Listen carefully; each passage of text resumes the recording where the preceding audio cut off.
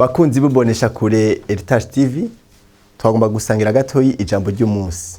Ijambo ry'umunsi mbafitiye uyu munsi shimye kuryita ngo abagenzi beza. Nshuti mukundwa, umuntu umwe niwe yavuze ngo mbwira abagenzi mugendana carakubwira uko umeze.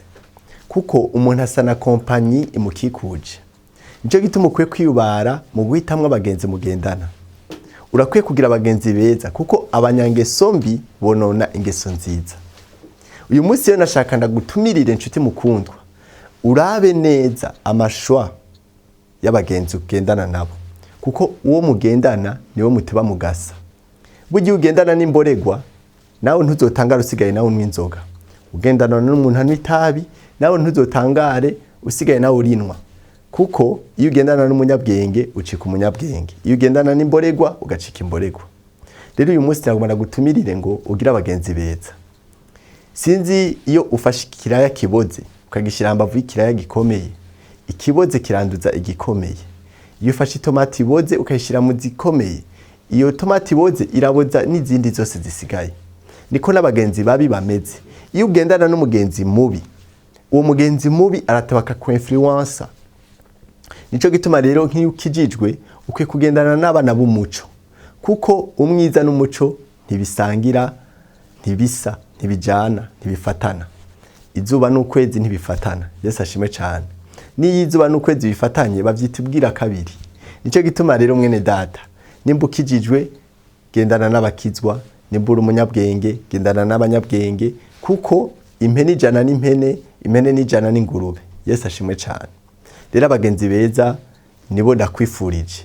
Mu kubahitamwo ukwiye guhitamwo rero witonze ukaraba abagenzi mugendana. Rero nico gituma mwene data, nimba ukijijwe, nimba warakiriye Yesu mwami n'umukiza, ukwiye gusengera abagenzi kugira ngo Imana igutoranirize abagenzi b'ukuri. Ukwiye rero gutoranya ukavuga uti aba bagenzi nibo nzogumana, abasigaye bose nzobakunda, mugabo sinzokwemera ko tugiranye imigenderanire. Yesu ashimwe cyane. Mwibuke rero ndiko ndavuga abagenzi beza, urashaka kumbwira uti none ko dukijijwe tukaba duhamagariwe guhindura abapagani twoca tubaheba? Sindakubujije guheba abapagani, mugabo niko ndakubwira ku bintu bijanye no kujana n'abagenzi ukwiye kuraba kompanyi. Hari itandukaniro hagati yo kuja gufasha umupagani no kugumana n'umupagani, biri different. Twe duhamagariwe kuja kugendera abapagani tubashiriye ubutumwa bwiza, mugabo hageze ko tugendana tukwiye kurondera abandi bagenzi beza tugendana. Yesu yaragendera abapagani, muga ntiyagendana n'abapagani. Yarabagendera akabashira ubutumwa bwiza, akabahindura, mugabo yagendana n'intumwa. Yesu ashimwe cyane. Rero ndiko ndavuga ku bintu bijanye no kugendana. Abo mugendana bakwiye kuba ari abagenzi beza, mugabo ntibibuza yuko ugendera abapagani. Urashaka kugendera umupagani ukamugendera agwaye ukamusengera, cyangwa ukamugendera ukamuhanura, ivyo sindabibujije. Hari abantu bava bantahura nabi bakavuga bati atubujije abagenzi babi, kubwiyo mpamvu nzoja kwishurira iriko abakizwa gusa. Oya, turi mwisi bene data, twigana n'abapagani, tubana n'abapagani. Sinkubujije ngo uzocubaheba, oya, ndakubujije gusa kugira ni imigendanire myinshi. Gutebana n'abapagani si vyiza. Yesu ashimwe cyane. Bagendera ubabwira ubutumwa hanyuma uhejeje witahire, mugabo urondera inshuti za hafi zikijijwe, zizi Imana, zubaha Imana. Yesu ahabwe icubahiro. Izo nshuti nazo zirabaho. Iyo usenze Imana irakurongora ikakwereka inshuti z'ukuri.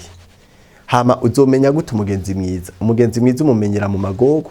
Icya kabiri, muri ko muravugana muteza kuba muvugana ibintu vyubaka, kandi ateza kubabona nk'uko ubona ibintu. Yesu ashimwe cyane. Wirinde umugenzi mutabona ibintu kumwe. Nico cyashikiye Aburahamu, yatoye umugenzi batabona ibintu kumwe, bica bituma bavana. Loti ntiyabona ibintu nk'uko Aburahamu yabibona, kuko igihe bagira ahantu batandukana, Aburahamu yabwiye Loti ati niwahitamwo ibubamfu naje ndaje iburyo, niwahitamwo iburyo naje ndaje ibubamfu.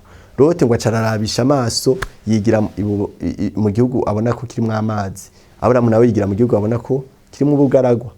Murabona yuko rero Loti na Aburahamu bari bafise amavizi abiri atandukanye. Rero iyo ugize umugenzi afise vizi itandukanye n'iyi wawe, amaherezo muravana, kuko umugenzi ntaba ari ukuri. Umugenzi w'ukuri mubona ibintu kumwe, mwiyumvamwo ikintu kimwe. Kumwe kwa Rusi na Naomi bumva ibintu kumwe. Nico gituma yavuze ngo imva yawe izoba imva yanje, Imana yawe izoba Imana yanje. Rero mu kurondera abagenzi, urondera abagenzi musangiye iyerekwa. mwiyumvanamwo kandi bashobora kuguseruka ko mu magorwa, atari babagenzi bameze nk'abayobu bazoguta mu gihe ibintu bizoba bimeze nabi, mugabo urondera abagenzi bazokuguma inyuma no mu gihe bizoba bimeze nabi. Rero ryari iryo jambo ry'uyu munsi ryo kubifuriza abagenzi beza, kuko abagenzi beza nibo duhamagariwe kugira nk'abana b'Imana dukijijwe. Umuco n'umwiza ntibisangira, ntibibana, hariho difference hagati y'umuco n'umwiza. Nawe rero kuri umwana w'umuco gendana n'abandi b'umuco, abo mu mwiza muvane kuko uri umwana w'umuco. Mwarahezagiwe rero cyane iri jambo muryumvire ko ribabera impamba y'umunsi. Mwarahezagiwe. Shalom.